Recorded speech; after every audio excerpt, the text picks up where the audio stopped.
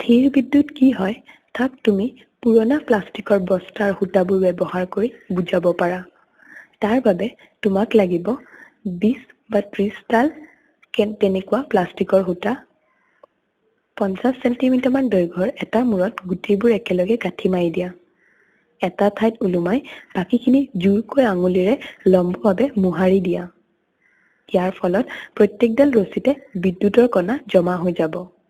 ৰছীবোৰ ইডালে সিডালক বিকৰ্ষণ কৰিবলৈ ল'ব আৰু ফুলি উঠিব। যদি তোমাৰ হাতখন তাৰ ওচৰলৈ নিয়া, তোমাৰ হাতখনে ৰছীবোৰক আকৰ্ষণ কৰিব।